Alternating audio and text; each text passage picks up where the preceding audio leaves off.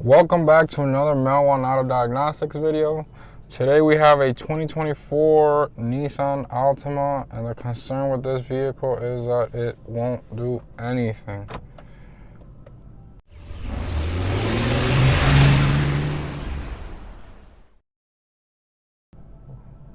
We see the key system error, see owner's manual message on the meter there. I hit my start button and I really don't see anything happening. What I do notice is that my controls here light up as far as my radio, so there is some kind of ignition power happening here, but I hit it again. Let me see. Yeah, so then we got that shut off here. It's acting real weird. Yeah, so I can actually turn my fan on, my blower motor. Let me see. So right here I can turn it on. I mean, nothing's still happening here. Like, yeah, so you guys can probably hear the fan coming on, but then I hit it again, and now it's off, and I can't really turn it on. So there is some kind of accessory mode, at least. So we're gonna scan the vehicle now and see what we have. All right, so here I have the DTCs pulled up, and we see a lot of CAN-COM circuit faults. The engine control module has about 4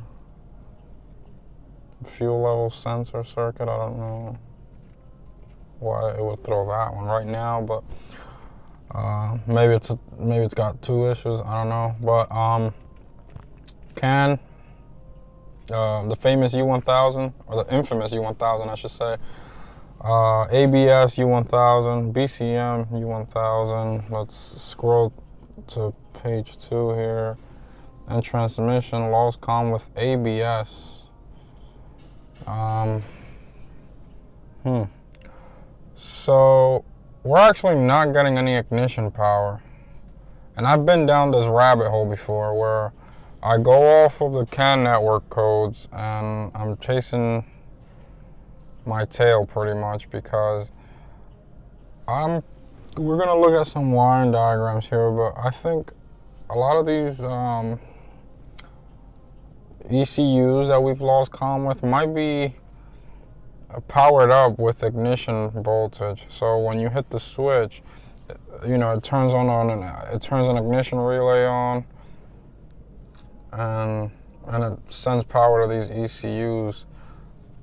And that's, I think what's happening is we may not be getting that ignition voltage to some modules, and then we're getting these CAN networks. The only reason why I'm saying that is because I've been burned by that before, especially on Nissans, where you have no ignition power, nothing's turning on, nothing's happening, and you have a bunch of CAN codes, and then you realize, hours into the diag, that it was really just because the modules weren't getting power. And obviously, if they're not getting power, they're offline. And there's some modules that are online right now, as you can see, and those are, they're throwing CAN codes.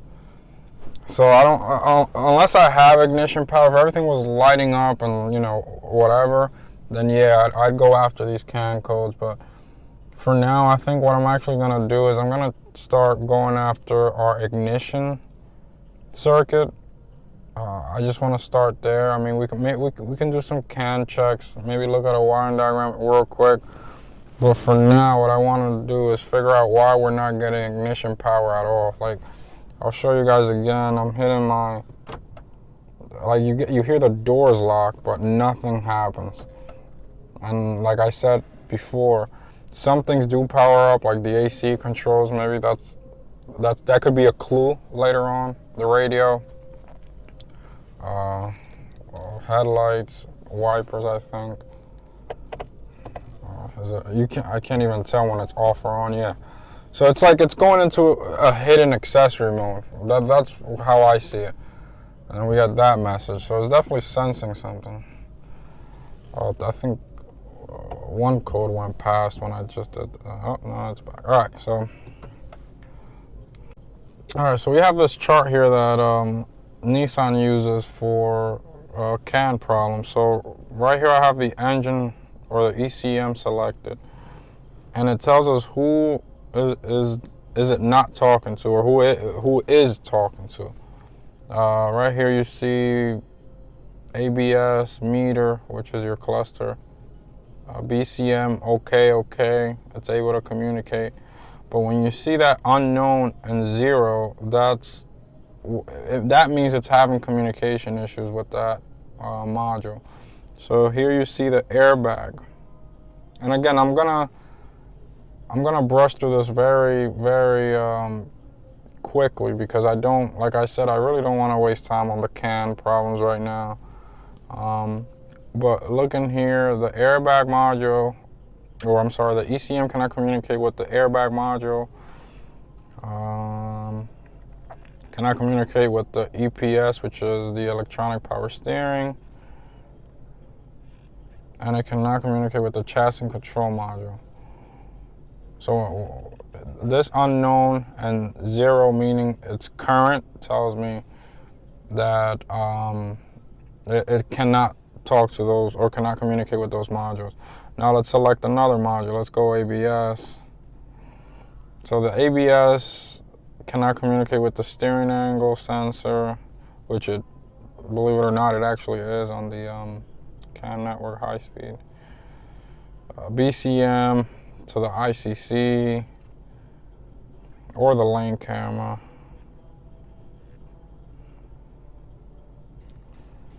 Let's see, HVAC's good. Transmission cannot communicate with the ICC.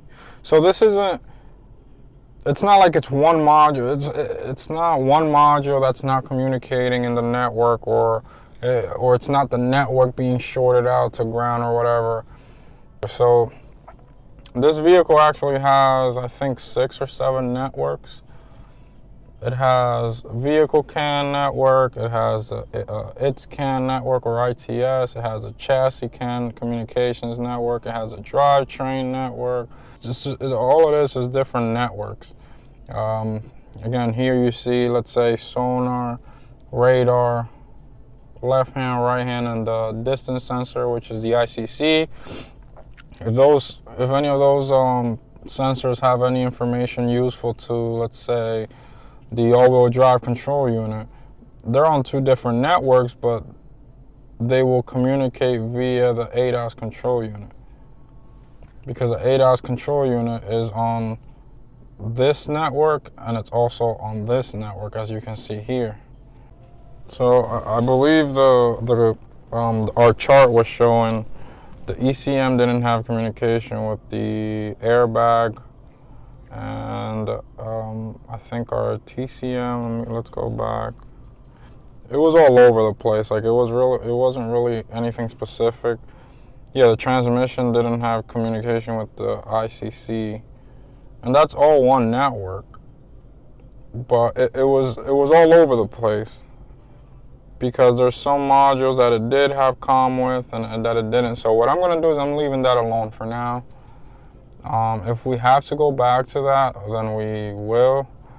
What I want to do now is go into our wiring diagram, and I want to see our ignition circuit. So power distribution. So this is our ignition relay, and let's keep going. All right, so our ignition relay, it's controlled by our BCM, pin 27 of the BCM,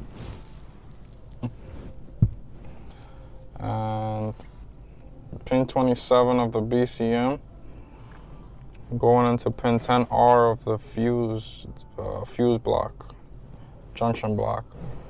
So let's say theoretically, right, if we were to be missing this ground signal here, because it is ground, being that it gets power from this big fuse, right, it goes into the coil, and then our BCM controls this coil, grounds it, closes the contacts, and then it distributes power to everything pretty much.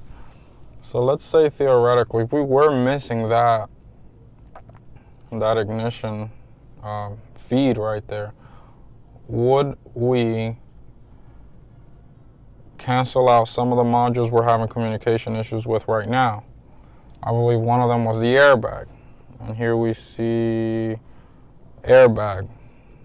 So airbag right now is offline, not because it can't communicate, but because it has no power on that ignition wire. We saw EPS module, also part of that ignition relay distribution. If we go to this fuse that it powers up, oh my God, there you go, distance sensor, lane camera.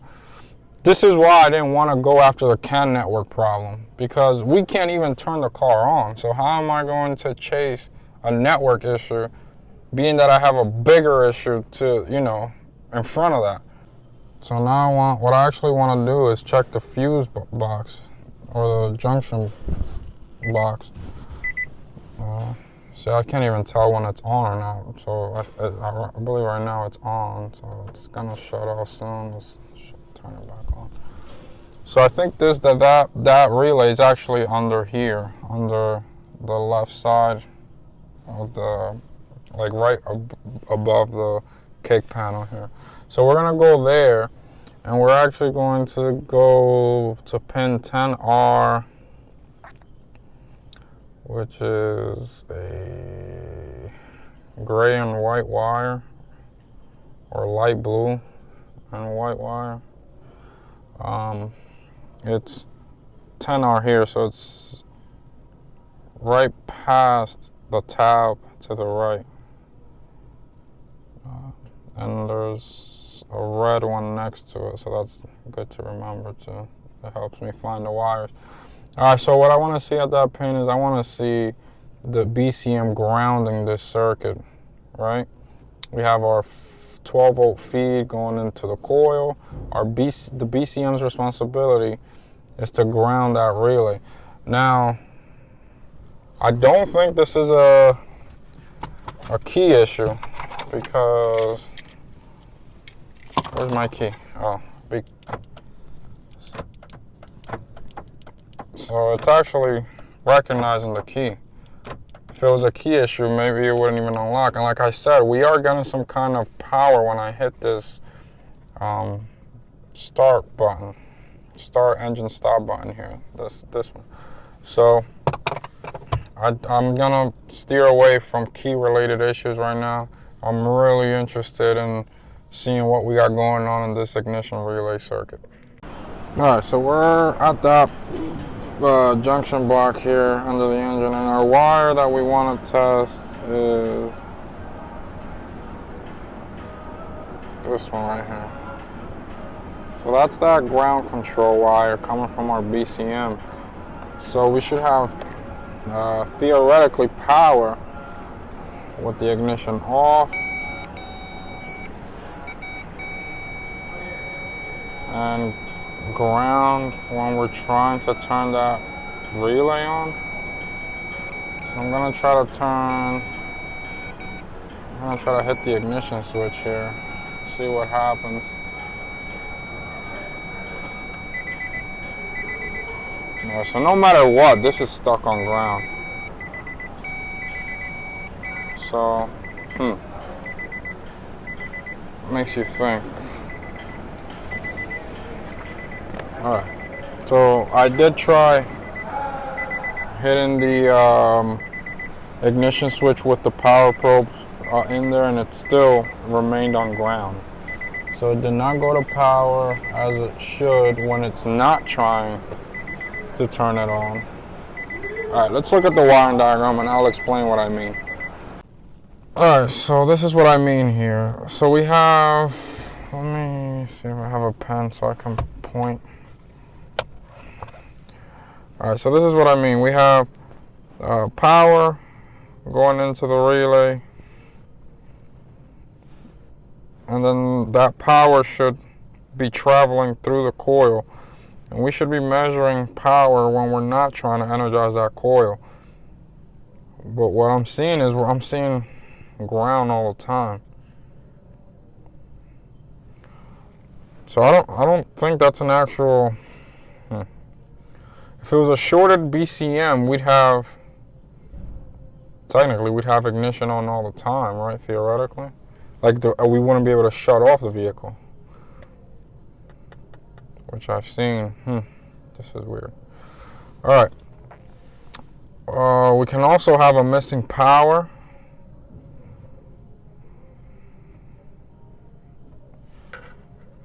Jeez. All right. We can also have a missing power here, right? And that's why we're not seeing the power.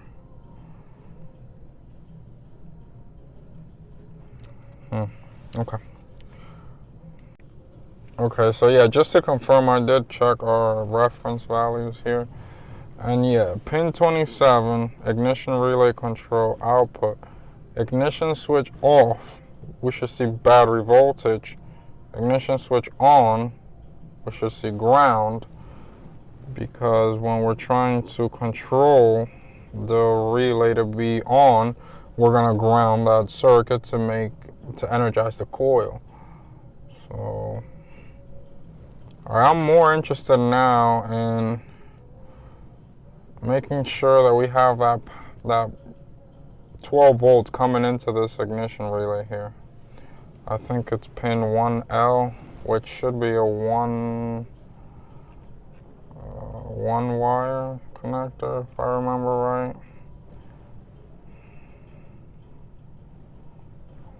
1L. So it's a big, I'm assuming it's a big wire, or green wire, coming from the fuse link and relay box up front, which essentially comes from the battery positive terminal. All right, so I actually don't see the big green wire. It's probably tucked back there, and I can also make that check at the fuse box up front for that wire. I actually don't have to look here. That fuse 50 it came from, that's also that fuse 50 it came from, that's up front. So I can make that check there rather than taking the dashboard apart. Alright, so we're at the front of the vehicle now, and this is the fuse box where that big fuse comes from to feed into the junction block under the dash that we were looking at. So this is our fuse here that we get our voltage from, which is this red fuse right here, this 50 amp right here. So we're actually just gonna take it out to inspect it. Alright, so this fuse actually completely became apart on me. And I was taking it out by hand. I set the camera down so I can pull this out with my hand, and it just completely became apart. I don't even know where the actual element went. It must have fell in there somewhere. Now I don't know if it was blown or not, and I really don't have any more of these fuses, so I can't just swap them. I can't just pop another one in the place of the ignition fuse, because I don't have any of these. So if I keep blowing them, let's say we do have a short or something, I don't have replacement fuses. So this just got real interesting for me. All right, what I'm gonna do is just make voltage checks here at the 2 pins. I know one should be power and one should be distributed to the ignition relay under the dash there that we were looking at before. Alright, so here I have ground and here I have power. So this ground concerns me a bit, but I'm not going to make assumptions yet, because it can always just be the power probe finding a ground through all those components that, you know, that it feeds. So I won't go crazy on that just yet. How can I prove that it's not a short, a dead short? Alright, so what I'm going to do actually is, just to see if this is actually a dead short, I'm going to hook up some test lights to it and see what happens. Alright, so I have 4 amps right here. I have this homemade test light, and I'm going to go into the ground side of that fuse here. And we're not lighting our bulb. I'm making solid contact with that pin right now. I can feel that. So no lights. Let's see 5 amps. Let's see if we light up then.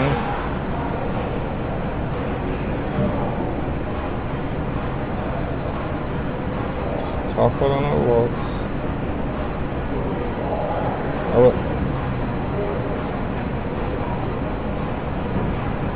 Nothing. So what that tells me is that that ground, or that pin that's showing ground on that side of the fuse, it's not a dead short.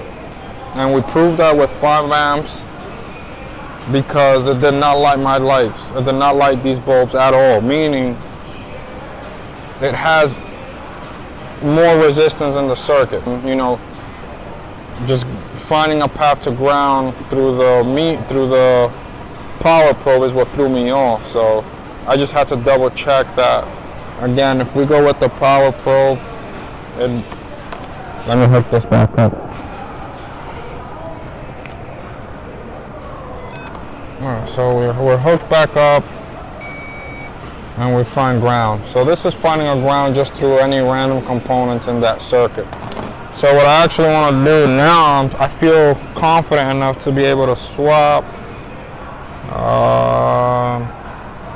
power windows. So we can borrow that fuse for now.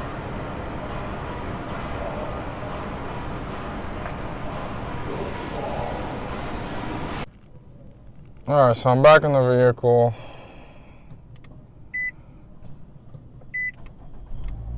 What the hell, man? So we actually start and run.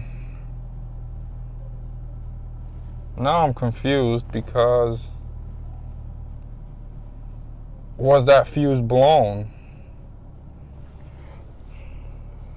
And if it was blown, is there something intermittent that's going to happen again?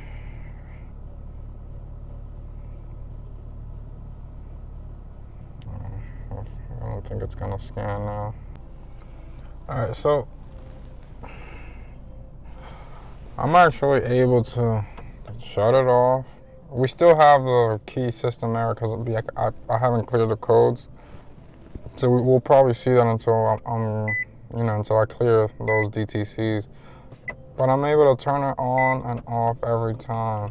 Obviously, we lost the power windows because I'm borrowing that fuse, but the vehicle's able to start now. Now,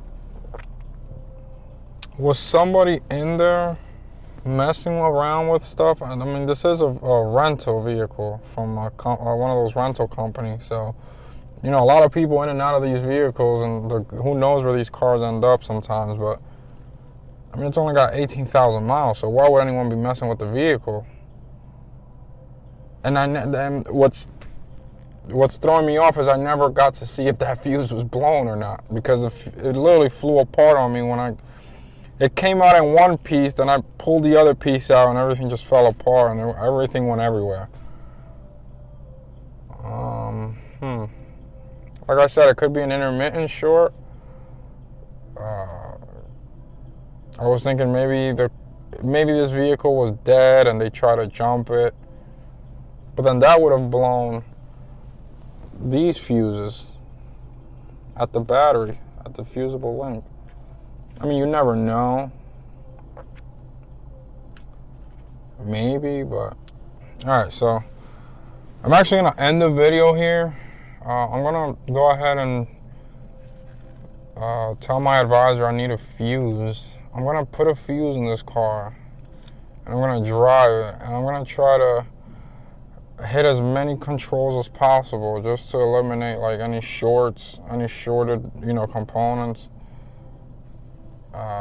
and then I'm gonna update you guys on what happens after I test drive this vehicle.